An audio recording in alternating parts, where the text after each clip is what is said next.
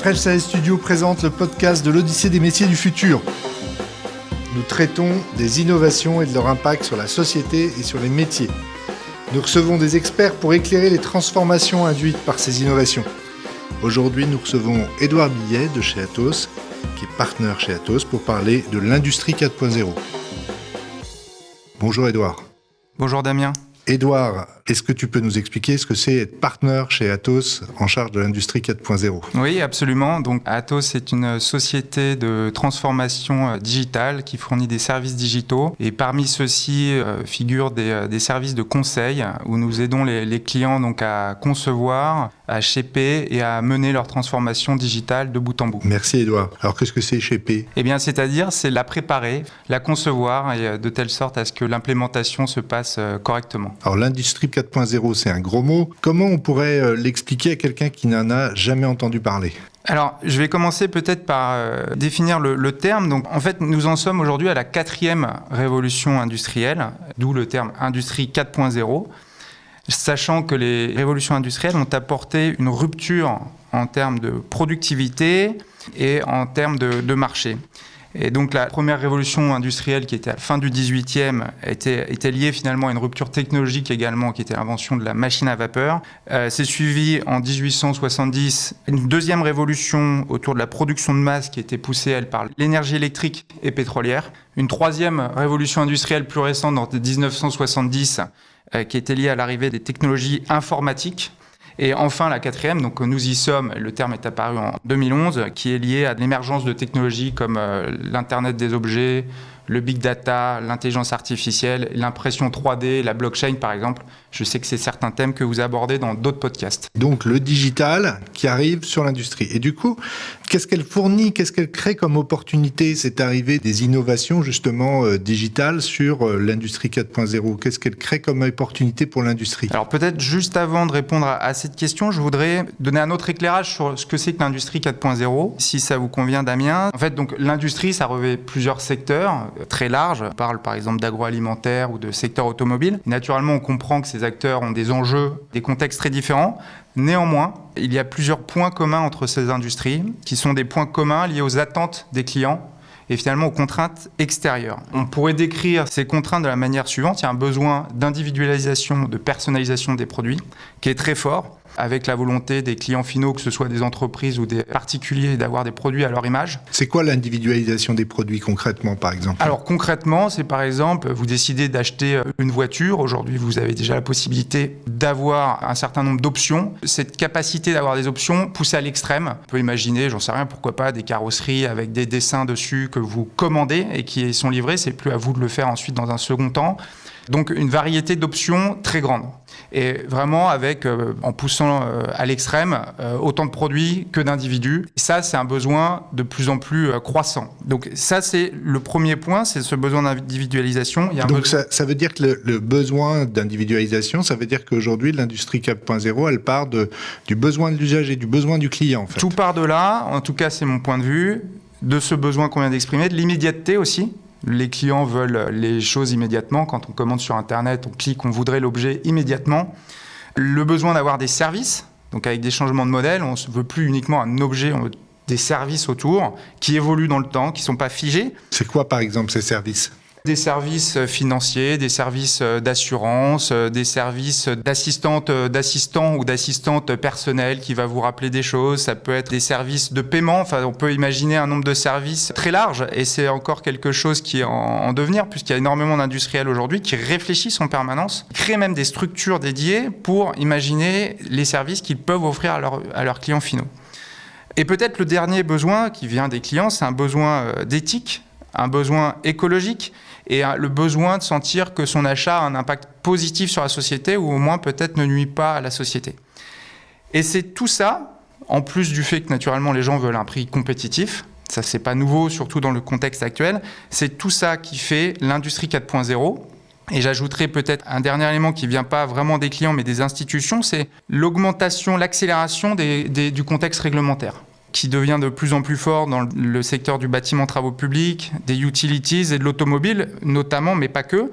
Et toutes ces contraintes C'est ça qui crée le besoin d'une industrie 4.0, c'est savoir satisfaire ses clients autour de ces contraintes, un champ de contraintes qui est très dur. C'est quoi les utilities ? Les utilities, ce sont les grandes sociétés qui produisent de l'électron ou qui produisent du gaz. Donc, pour pas les citer, EDF, qui est un de mes clients que j'apprécie beaucoup, Engie par exemple. Ce sont les sociétés qu'on appelle les utilities.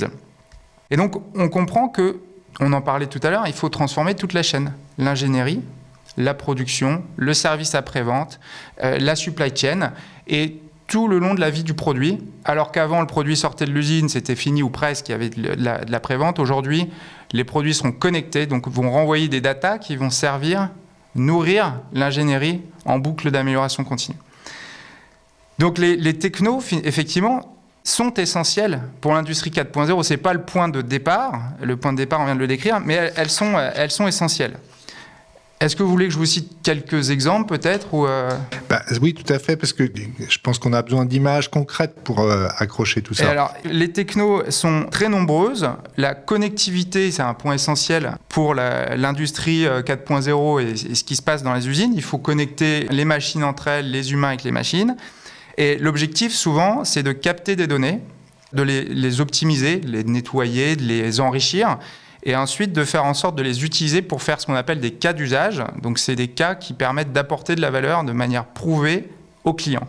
Ça, c'est l'enjeu méta, on va dire, de l'industrie 4.0. Et en termes d'exemples... Oui, parce que qu'est-ce que ça veut dire concrètement, voilà. Je vais vous donner des exemples très concrets. Robotiser les lignes de production. Donc, c'est quelque chose qui a commencé depuis des années, mais ça s'accélère. Le contrôle qualité. Le contrôle qualité qui, il y a quelques temps, ça se faisait visuellement par des humains.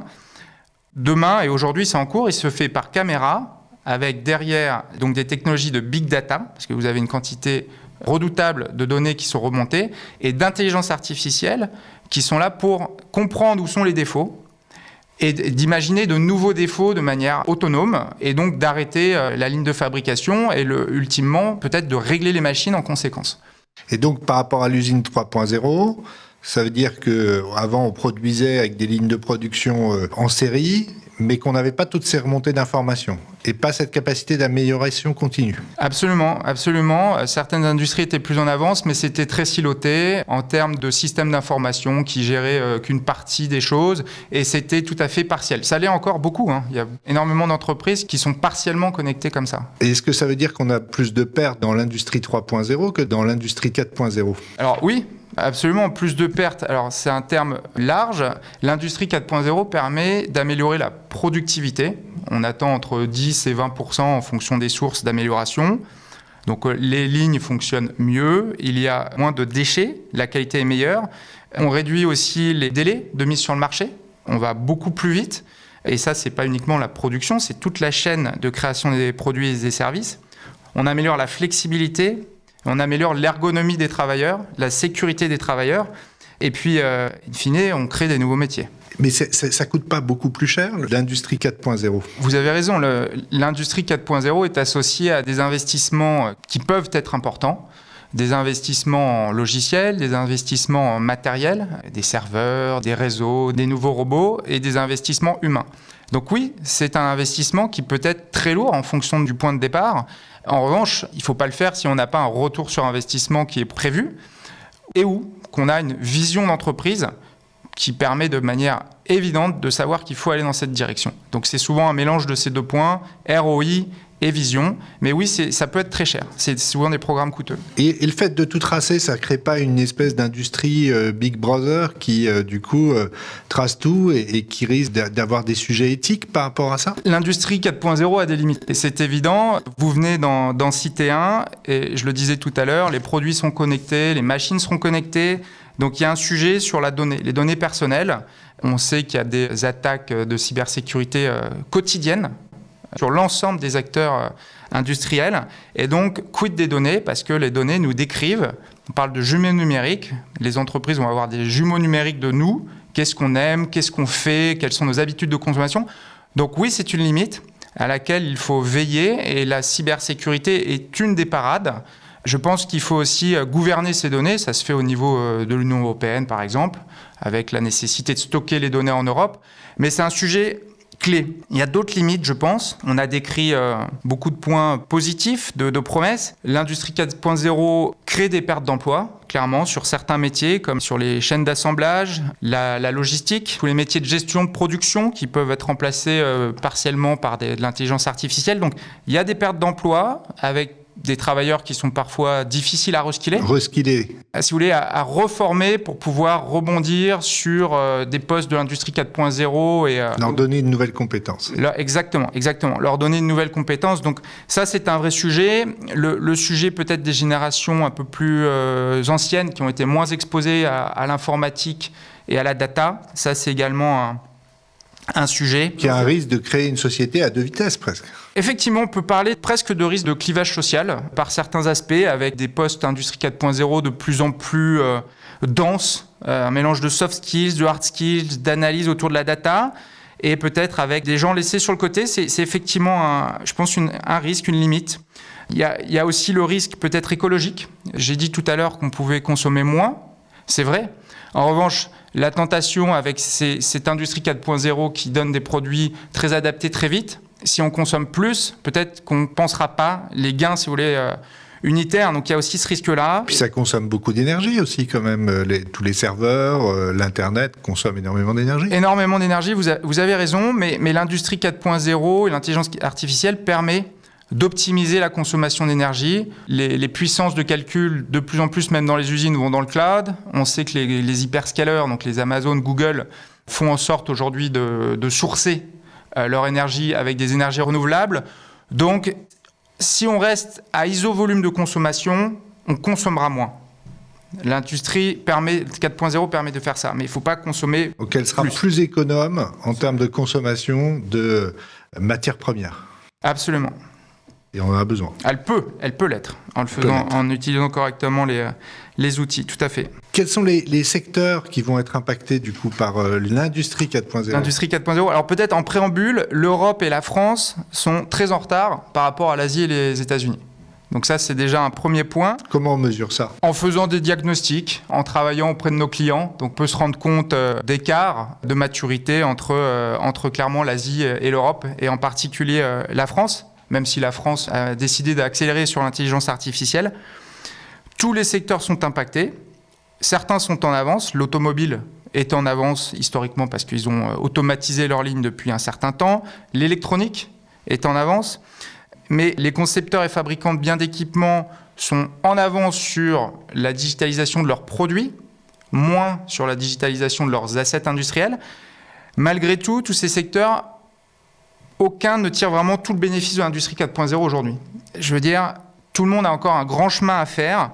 Et ce qu'on constate un peu partout, c'est qu'il y a des initiatives qui sont en place, des initiatives qui sont réfléchies, qui sont lancées, mais le passage, ce qu'on décrit comme le passage à l'échelle, donc la généralisation vraiment exhaustive, est rarement faite, presque jamais faite, et le chemin est encore long. Alors pourquoi c'est pas fait ? Parce que on en a parlé tout à l'heure, c'est coûteux, c'est complexe, donc c'est risqué, ça nécessite de traverser les silos des entreprises, ça nécessite de régler le problème de confidentialité des données et d'avoir des gens au niveau en termes de compétences. Il y a des chiffres là-dessus sur combien il va falloir investir, le plan de relance, il y a des éléments sur l'investissement qui veut être porté sur justement le développement de cette nouvelle industrie ? Vous voulez dire au niveau de l'État ou De l'État, et même est-ce qu'on a des chiffres de ce que les industriels ont prévu d'investir ou des besoins d'investissement qui iraient ? Alors, j'ai pas de chiffres précis à vous donner. Une chose est sûre, c'est que l'État français met la main à la pâte pour aider les industriels. Il y a des systèmes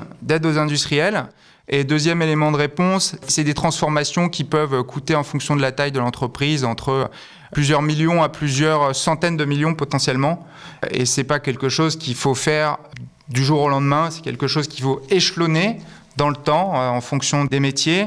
Mais c'est très coûteux. Ensuite, si on le fait bien de manière progressive, on peut avoir des retours d'investissement progressifs, petit à petit et qui viennent finalement justifier un investissement, même si cet investissement est très lourd.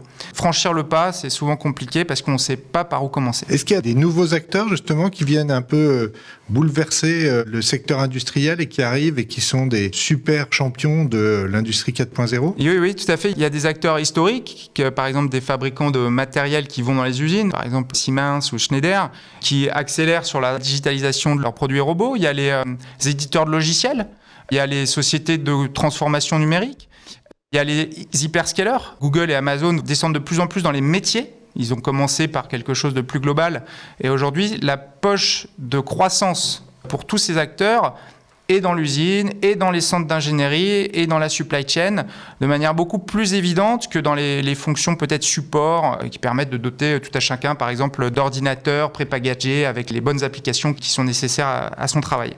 Donc, on va dire que tout le monde est dans le secteur, des gens qui viennent d'en bas de la machine, des gens qui viennent d'en haut du cloud, puis le secteur de la création de logiciels avec des créations de start-up très régulières qui s'intéressent à ce sujet-là. Et est-ce qu'il y a des jeunes acteurs français qui émergent sur l'industrie 4.0 ? Oui, bien sûr, absolument. Donc, on est en train de travailler avec une start-up française actuellement. Donc, on ne peut pas dire le nom pour des raisons de confidentialité, mais Jean-Philippe se reconnaîtra.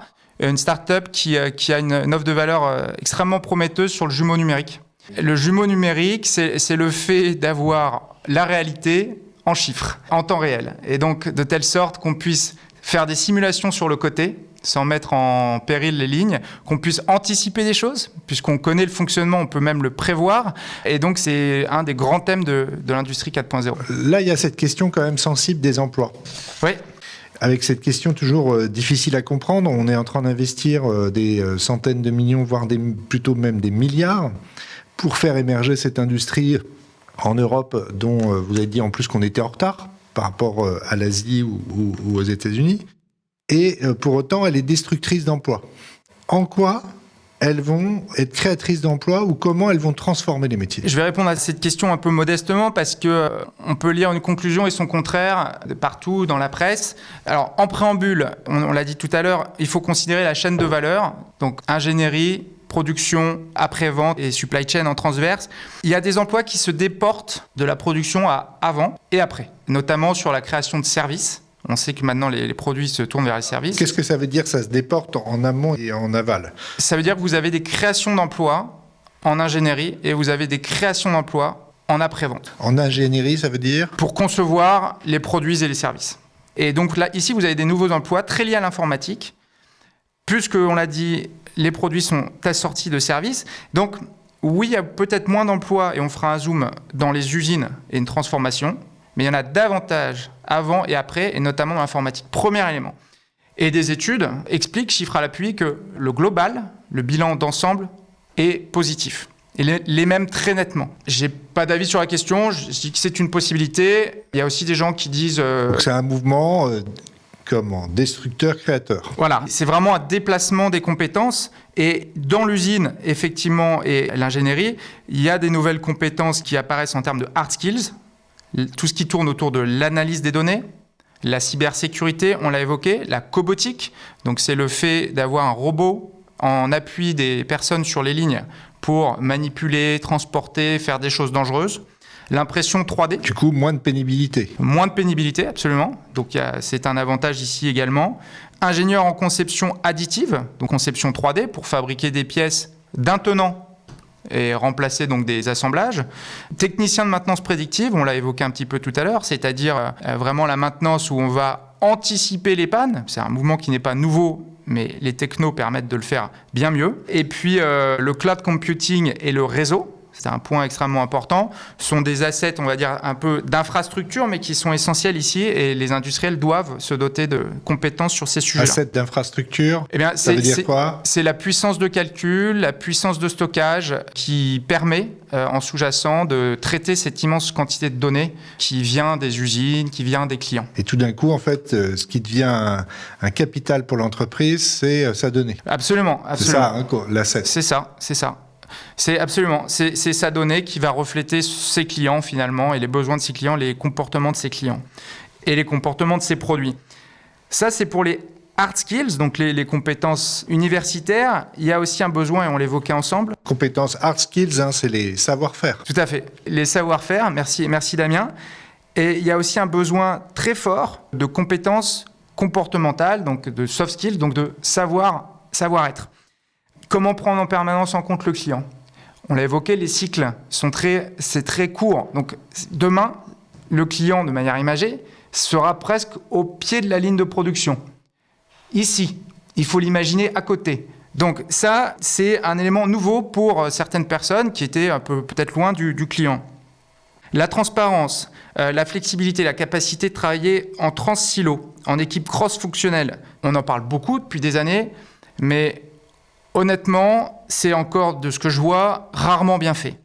C'est très compliqué. La convergence, par exemple, tout le domaine, ce qu'on appelle OT, donc qui est très près des machines, vraiment du terrain, avec l'IT, qui est le monde des logiciels. Ces deux mondes-là convergent dans le cadre de l'industrie 4.0. Ici, il faut aussi des nouvelles compétences. Et enfin, la capacité à travailler en mode agile, tout le temps, partout. Il y a aussi, peut-être sur les compétences, des nouvelles compétences managériales à apporter. C'est un changement fort. Les managers qui vont manager les gens qui ont ces nouvelles compétences doivent eux-mêmes les comprendre, d'une part. Et puis, il y a aussi l'arrivée des générations nouvelles qui sont beaucoup plus rompues à ces technologies et qui ont des attentes différentes. Donc, si vous voulez, ça fait beaucoup de choses en termes de skills pour réussir un tel projet. Voilà. C'est un sujet qu'il faut prendre avec un sérieux important comme vous le faites, je crois. Donc, skills, les compétences, ça veut dire qu'aujourd'hui, il faut avoir une vision très transversale de toute la chaîne de valeur pour pouvoir exercer dans ce métier. C'est-à-dire pas simplement de sa tâche, mais d'avoir une vision à la fois de ce que fait le concepteur de logiciel en amont, la donnée qui est récoltée, la connaissance du client, la cobotique et l'exercice opérationnel à l'intérieur de l'usine, et puis même l'acheminement du produit et sa maintenance. C'est-à-dire que du coup, on va avoir des gens qui vont avoir un niveau de compétence beaucoup plus élevé et donc du coup qui sont capables d'avoir une vision très transversale. Absolument, c'est une vision très transversale et peut-être pour compléter, un état d'esprit collaboratif extrêmement fort pour travailler avec les collègues le long de la chaîne de valeur de l'entreprise, pour travailler avec les gens à l'extérieur de l'entreprise. C'est un métier qui nécessite une collaboration très forte, éminente et travailler en écosystème. Aujourd'hui, c'est ce qu'on fait nous. On travaille avec des clients finaux pour mettre au point ensemble des nouveaux services sur le marché. On peut travailler avec des startups, des grands groupes avec des petits groupes. On peut travailler avec les clients. On travaille avec pourquoi pas avec des concurrents. Et donc, il faut travailler en réseau. C'est plus complexe parce que en soi, c'est une compétence. On ne peut pas travailler avec chaque personne qui nous approche. Il faut bien choisir, il faut avoir une vue large, et ça, c'est une compétence essentielle également. Aussi, du coup, ces nouveaux métiers, les formations, ils vont être formés où, les gens qui vont exercer, du coup, dans ces métiers ? Alors, c'est une excellente question, et je pense que c'est pas forcément de mon niveau de répondre, mais on l'a vu, pour répondre à tous ces enjeux, je pense que c'est une question de filière à transformer. C'est toute la filière, ça part des universitaires, des écoles, presque de l'école primaire. Pourquoi pas ? Ça passe par les industriels, par les organisations d'État. Donc, tout le monde doit contribuer. Et aujourd'hui, les choses se mettent en place progressivement. Je n'ai pas en tête une formation magique qui réponde à tous ces besoins. Le monde de l'éducation, essentiel à ça, est en transformation. L'Allemagne y arrive bien, a toujours eu un système de formation au plus proche des entreprises, avec les apprentis. Et des grandes sociétés comme Siemens, par exemple, ont lancé leur propre école. Et je pense que là aussi, ils sont en avance avec la France. De mon point de vue, on est peut-être encore aussi un peu en retard sur tous ces sujets de formation et d'éducation qui sont essentiels, et notamment sur les soft skills. Nous, je pense qu'on est plutôt un pays hard skills, de culture. Tout ce qui est savoir-être, je pense que c'est au moins aussi important que toutes les compétences dures, parce que pour réussir de telles transformations. Oui, moi je vois deux choses là que j'entends. C'est en effet cette notion des soft skills qui est très faible en France et dont on sait qu'on a un vivier de croissance très important sur ce sujet, parce qu'en effet le système scolaire français n'a pas du tout misé sur le développement des soft skills, enfin assez peu misé sur le développement des soft skills. On a préféré les diplômes et les filières très élitistes en France. Et j'entends aussi formation au sein de l'entreprise et formation tout au long de sa carrière. En France aussi, ça c'est un pivot, puisque normalement on sort, on est diplômé, puis c'est fini. C'est un pivot, et j'en parlais tout à l'heure, notamment je pense peut-être les personnes qui ont 50 ans ou 60 ans ou plus, pour qui c'est peut-être la marche est un peu plus grande à franchir en termes d'accès à ces nouvelles technos. Je pense qu'il ne faut pas les oublier. Je pense qu'il faut les prendre en compte, qui sont essentiels justement en termes de maturité, de recul, de connaissance de l'entreprise et du marché. Et il faut réussir à les embarquer et à faire travailler donc ces jeunes gens avec peut-être ces gens un peu plus expérimentés pour faire une formation continue bilatérale finalement, parce que chacun a apporté à l'un de l'autre. Ça, c'est l'image un peu d'Épinal, très dur à mettre en œuvre. Intergénérationnel. Intergénérationnel. C'est la direction générale qui doit impulser ça au-delà des discours et qui doit faire en sorte que ça se fasse, récompenser quand ça se fait et que ça devienne un KPI à part entière de la gouvernance des entreprises, de mon point de vue. Et puis venir compléter l'école, puisque, on le disait, en plus le niveau mathématique en France, il baisse beaucoup. Et là, ce que j'entends, c'est niveau mathématique ultra fort, de tous les domaines. Dans l'industrie 4.0. Absolument. Vous avez tout à fait raison. L'aspect logique, analyse est très important dans cette nouvelle industrie puisque une des promesses, c'est que les humains vont pouvoir faire un pas de côté ou un pas en arrière pour avoir une vision plus globale et passer en analyse d'une multitude de données plutôt que d'avoir la tête un peu plus dans le guidon et être sur des micro-tâches. Donc oui, il faut progresser en mathématiques. Et donc, on est en train de dire qu'il faut des profils souples, collaboratifs, ouverts sur les générations, qui ont des compétences d'analyse. Pas facile. Et comment l'industrie va attirer ces talents ? Parce qu'il y a une concurrence du coup ultra forte, puisque la tech va être très présente aussi dans la concurrence sur ces profils. Alors, contribuer à l'industrie 4.0 ne veut pas forcément dire être recruté par un industriel, premièrement. Donc, on peut contribuer à l'industrie 4.0 chez un éditeur, chez une start-up, chez un fabricant de matériel. C'est toute une filière, comme je le disais. En plus, qui est en train de se redessiner. Nul ne peut dire aujourd'hui si le fabricant de voitures, un tel ou un tel, fabriquera des voitures dans 10 ans. On ne sait pas. Peut-être qu'il fera plus que du service, peut-être fabriquera d'autres objets, peut-être qu'il sous-traitera tout. On ne peut pas savoir. Mais c'est une filière. Donc aujourd'hui, je vois déjà des femmes qui deviennent intéressées. Je pense un peu plus qu'avant.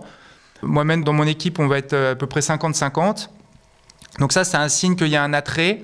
Et je pense qu'avec le désilotage nécessaire, il n'y aura pas de problème pour attirer les compétences. Merci Edouard. Est-ce que d'autres éléments que vous vouliez rajouter ou pas sur le sujet ? On n'a pas parlé d'ailleurs de cette différence entre c'est quoi l'industrie 4.0 et usine 4.0 ? Parce qu'on entend aussi beaucoup parler d'usine 4.0. Oui, l'usine 4.0, effectivement, c'est la partie de l'industrie 4.0 qui porte spécifiquement sur la partie de fabrication concrète des produits des industriels. Et donc, c'est un élément, une maille de l'ensemble de l'industrie 4.0 qui, encore une fois, comprend l'ingénierie, la supply chain, l'after sales. Mais même cette définition de chaîne de valeur, dans 10 ans, n'aura plus trop de sens parce que je pense que ce sera des équipes intégrées, presque, on peut imaginer, qui feront l'ingénierie, la production et l'after sales en même temps. Donc, on évoque ce silotage à des fins pédagogiques, mais je ne suis même pas sûr qu'il soit encore vraiment valable dans quelques années. Merci Edouard Billet, donc partenaire chez Atos et qui est spécialiste de l'industrie 4.0 et qui est venu nous éclairer ce matin sur justement ce mot, ce concept qu'on entend un peu partout émerger. Merci Edouard.